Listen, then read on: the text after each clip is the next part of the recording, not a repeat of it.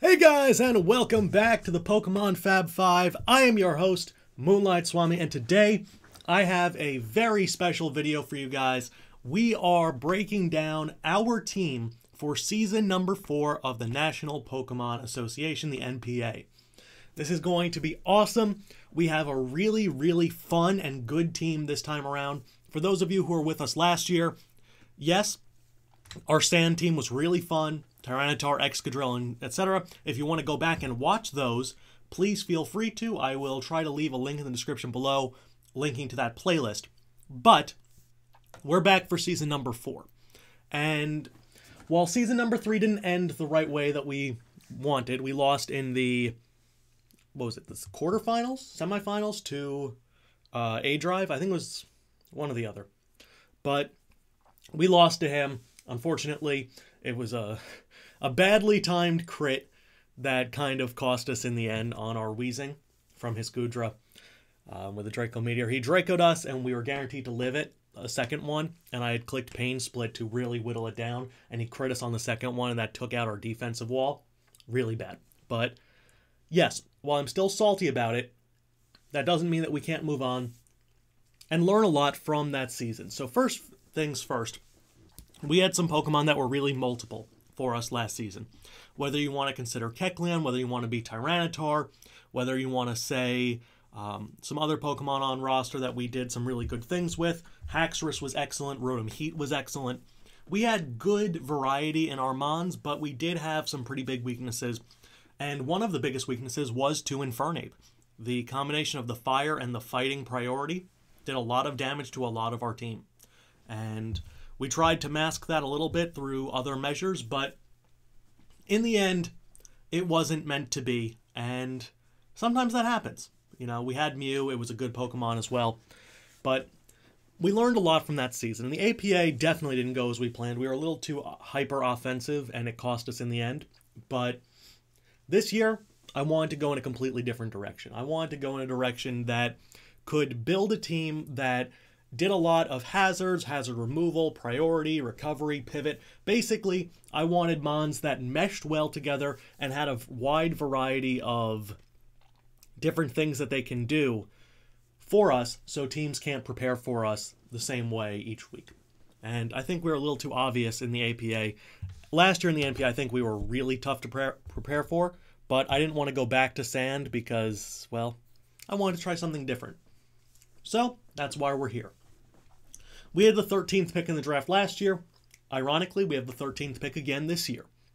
And with that 13th pick, we started things off with Latios. So, one of the things that we had planned is we wanted a really good core to start our team. And Dragon type as the first Pokemon is always a good option because it provides you with opportunities to then go after a Steel and a Fairy, and you create one of the toughest cores to break in Pokemon, the Steel Dragon Fairy core. And Latios felt like a good pick. Base 130 special attack, 110 special defense, 110 speed. It can have access to Dragon Dance, obviously Calm Mind. It has a really diverse move pool, whether you want to consider Energy Ball, whether you want to consider Psychic and Psy Shock, Draco Meteor, etc. This is a very powerful Pokemon. It also gets Recovery, which is fantastic. And it has Levitate, which is important moving forward. But Latios felt like a really good pick here, and this paired with our second pick really helped build our core. So at pick 36, we couldn't afford to let this Pokemon go away, so we took Mega Aggron. And while I think some people definitely feel that we reached with Mega Aggron, I think it was more than important enough to take right here. So the reason that we really like Mega Aggron paired with Latios is Mega Aggron covers most of Latios' weaknesses, and Latios covers every one of Mega Aggrons. Mega Aggron with its filter and its base 230 defense, 140 attack, and even reasonable 80 special defense means this thing can take hits like nobody's business, especially on the physical side. Combine that with filter, which reduces special attacks, super effective attacks by 25%, and this thing stays on the field a long time. So Mega Aggron, which is a pure Steel type, is weak to Fire, Fighting, and Ground. Latios resists Fire, resists fighting, is immune to ground. Latios is weak to ice, to dragon, to fairy, to bug, to ghost, to dark. Mega Aggron resists resists fairy, resists dragon, resists, I don't know if it resists bug. It resists ice though. So it resists a lot of the things that can provide issues for us. Plus, because it is such a good Pokemon, and it'll be something that will definitely be bringing quite a bit, having access to Stealth Rock on it is a huge advantage. And you're really not going to be able to touch this thing on the physical side. So, you know, it's easier to prepare with a few more special defensive walls to pair with it. But Mega Aggron hits like a truck, Heavy Slam does a ton of damage. It gains access to things like Curse, it gains access to some other types of moves. Obviously, it can be a Rest, Sleep, Talk set.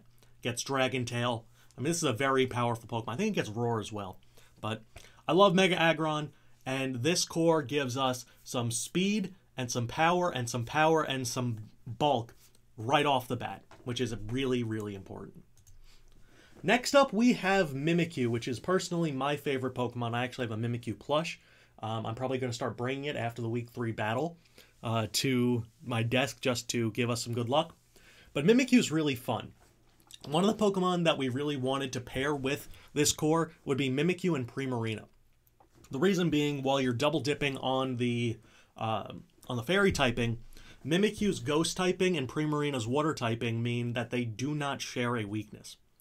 Mimikyu is weak to ghost, it is weak to steel. That is it. Primarina is weak to electric, grass, and poison. Because water is is resisted to steel, so it's just a neutral hit, and ghost resists poison.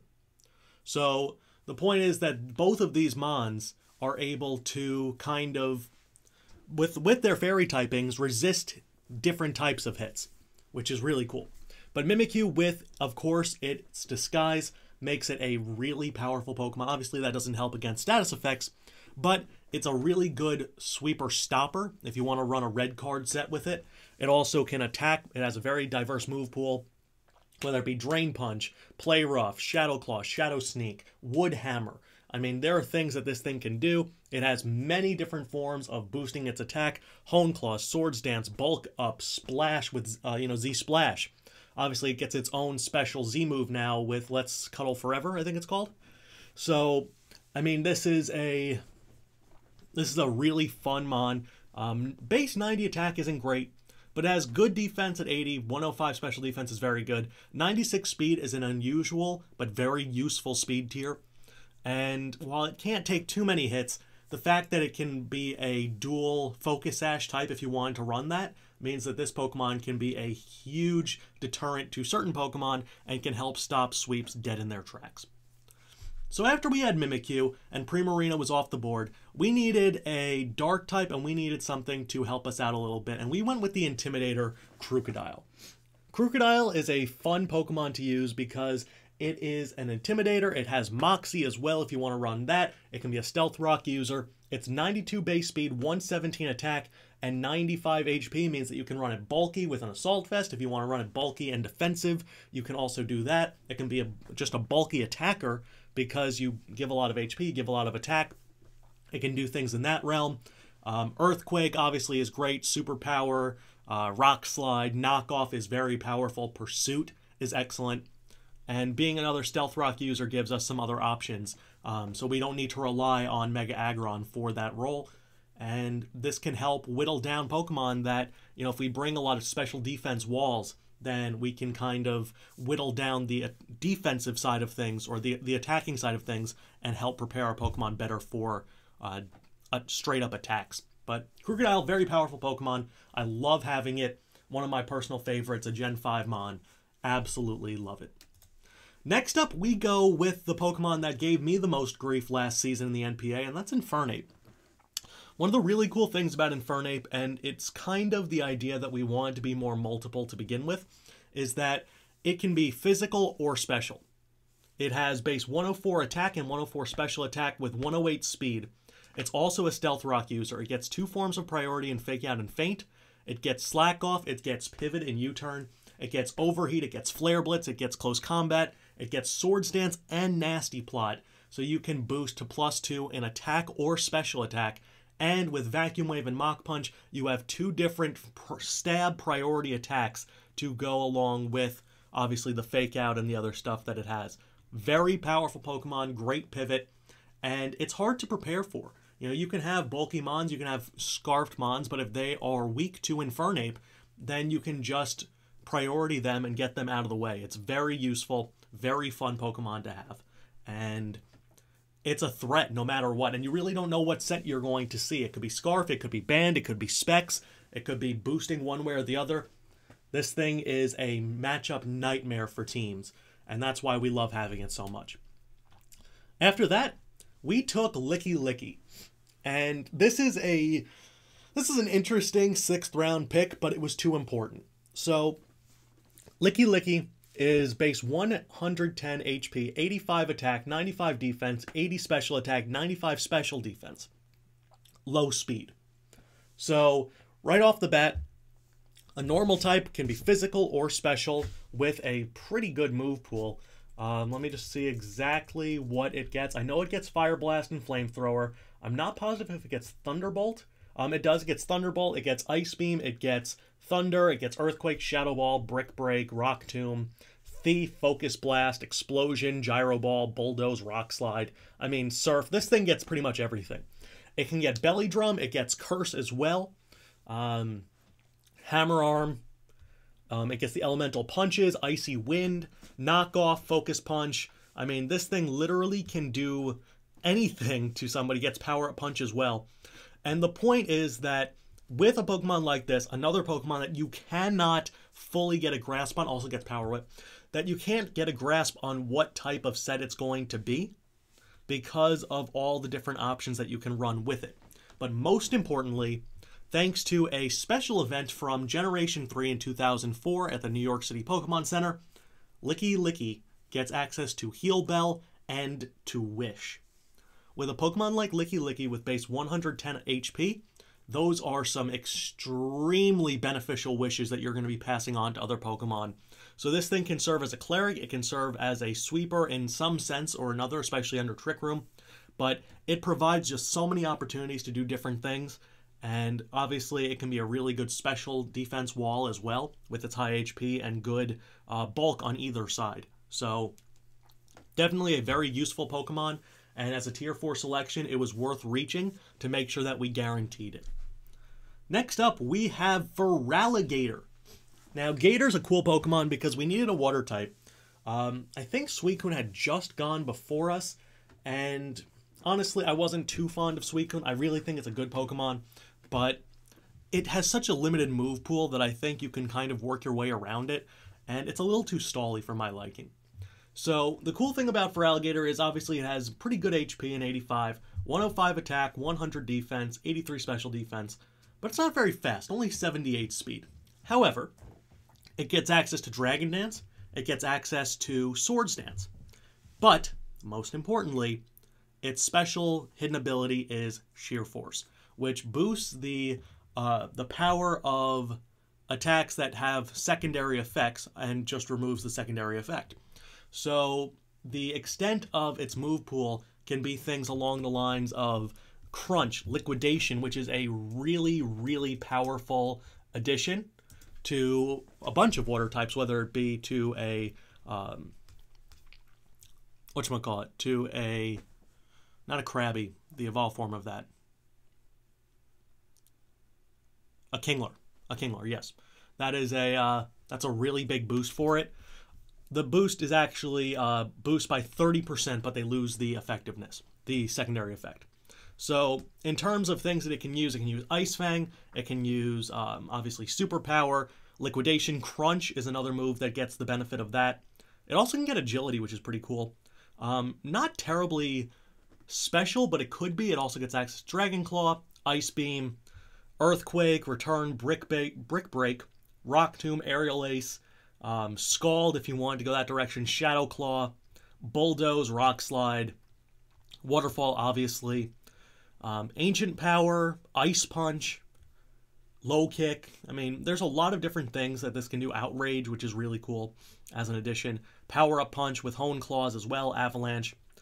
The point is that a Pokemon like this is useful in the sense that you can really set up some sweeps with it, with its Sheer Force, especially if you have Life Orb, because you won't take Life Orb damage from Sheer Force, unless you're using a move that doesn't have a secondary effect, like Aqua Jet, which is a staple on for Alligator. But very powerful Pokemon, gives us the opportunity to run another Priority Mon, where speed doesn't matter as much. Plus, it has a diverse enough move pool that you can really do a mid-game sweep with it and set things up later. So, I love for Alligator. I think having that as well gives us a bulky-ish water type that really only has 2 weaknesses in Grass and Electric, but very strong Pokemon, can dent a lot of teams. After that, we went with Venomoth, and Venomoth is a Pokemon that really is serving a unique purpose for us. It's not a particularly defensive Pokemon, but it's another special attacker. It gets Quiver Dance, it gets Tinted Lenses, which is really important. It basically means that moves that are not super effective still do a ton of damage. Let me see exactly what Tinted Lens does. It does, the power of not very effective moves is doubled. So that's really, really important, especially because its main 2 stabs, Bug Buzz and Sludge Bomb, are powerful, but they're not the end-all be-all. The 90 speed is pretty good. It also gets access to Toxic Spikes. It gets Baton Pass, which we're only allowed to pass for Pivot. We're not allowed to pass any stat boost that we inflict upon ourselves. So that's a little bit of a bummer, but it still provides us with good quality for Venomoth, which also gets Defog. It's a poison type that touches the ground, which means that it also will absorb Toxic Spikes and can lay its own. It also gets U-Turn, but the combination of Quiver Dance with things like Giga Drain, even with, Defog obviously is important, Bug Buzz, Energy Ball if we want to go that direction, Sludge Bomb, Psychic. There's a good enough move pool for this. It also gets Sleep Powder if we want to go in that area. But it's a good enough Pokemon that I feel comfortable having it as a mid to later round type of Pokemon. Oh, it also gets Twister if we wanted to go that direction, or Ominous Wind if you want to go that for a Z move. But regardless, this is a Pokemon that can give us some opportunities here and there. It's more of a niche, and it's going to be a Pokemon that we kind of utilize very situationally. But it's a very good Pokemon if you have a good matchup with it. Next up, we have Electabuzz. So, Electabuzz is another Pokemon that is multiple. 105 speed was important. We had the choice between that and Electivire. And when push came to shove, I thought Electabuzz would be more beneficial to us because it's faster, it has a higher special attack, and we needed some more special attackers anyway. Good enough physical attack, but with Eviolite, it's going to be able to withstand hits a lot better than Electivire can. It's fast enough that it can outspeed things at 105, and it has access to screens and other things like that. Also gets 2 forms of priority and Volt Switch Pivot. So Electabuzz doesn't have the deepest move pool in the world, but also it can be a static user, so 30% chance to paralyze an opponent who makes contact with it, on top of using Discharge and other things like that. Electabuzz, again, situational Pokemon, but it can provide us a lot of opportunities in the support game, and it's just a good Pokemon. I mean, this is our Tier 5 Mon, and I'm really happy that we got it. Next up, we have Gourgeist, and Gourgeist, now this thing can be a problem for people. Obviously, it gets Shadow Sneak, it gets Pain Split, Leech Seed, and Synthesis as its recovery moves. But you can have a bunch of different sizes for this Gourgeist. You can have a faster variant, you can have a bulkier, better attacking variant, or you can kind of have something in between. But regardless, Gourgeist, Ghost, Grass, obviously, is some pretty good typing to it. Its weaknesses are Ice, Fire, Dark, and I think that's it. If I remember. Ice, Fire, Dark? Yeah, I think that's everything. But Gourgeist provides us with pretty good opportunities to be a defensive wall. Plus, Seed Bomb does a ton of damage. It also gets access to Will-O-Wisp. This is a really good support Pokemon that we can use in a variety of ways. just a good mon to have around, and I think it's a quality 4th round pick as another Pokemon, or sorry, tier 4 pick that gives us more depth on a bulkier side and gives us a little bit more opportunities to use things that have value. And lastly, we get to our final pick, and this is Rotom Fan. So Rotom Fan is a Pokemon that I personally love Rotom Heat, but Rotom Heat being a tier 2 mon, I believe this year, just was a little bit too, it might have been tier 3, but either way, it was a little too rich for my blood, especially with Infernape on the table. So Rotom Fan gives us a ground immunity, plus it also adds on Defog, Pain Split, and Volt Switch. Not exactly the bulkiest in terms of HP, but 107 defense and special defense is really good. On top of that, you have the 105 special attack. 86 speed isn't the best in the world, but this is a Pokemon that can set up screens. It can Will-O-Wisp. It can Air Slash. It can Thunderbolt, Volt Switch. I mean, this is a Pokemon that can provide really good support. It can also be an Expert Belt user if you want to go in that direction. I think it also gets Psychic. But Rotom Fan, as our final pick, gives us at least some more opportunities. Its 2 primary weaknesses, obviously, are going to be Rock and Ice, because it is a flying type. But the electric typing only weakness is ground, so it only has 2 weaknesses, which is, personally, that's great. I mean, this is a very useful Pokemon. I understand why it's a tier 5, and no, I will probably not be running an air balloon on it anytime soon, but it gives us 2 different electric types with 2 very different roles and capabilities. And I think that's really important because electric is such a valuable typing in general. And overall, I think this team provides us with a lot of opportunities to mix and match and create opportunities against any type of opponent. So with that being said, we have 3 Defog users, 3 Stealth Rock users, a Toxic Spikes user. We have 1, 2, 3, 4, 5, 6 Pokemon with priority, 1, 2, 3, 4 Pokemon with pivot, and we have a 1, 2, 3, 4, 5, 6 Pokemon with some form of recovery. Even though Pain Split isn't an exact form, it is a sense of recovery as well. And I didn't include Drain Punch or things like that because those are, different. But I really like our team. Let me know what you think in the comment section below.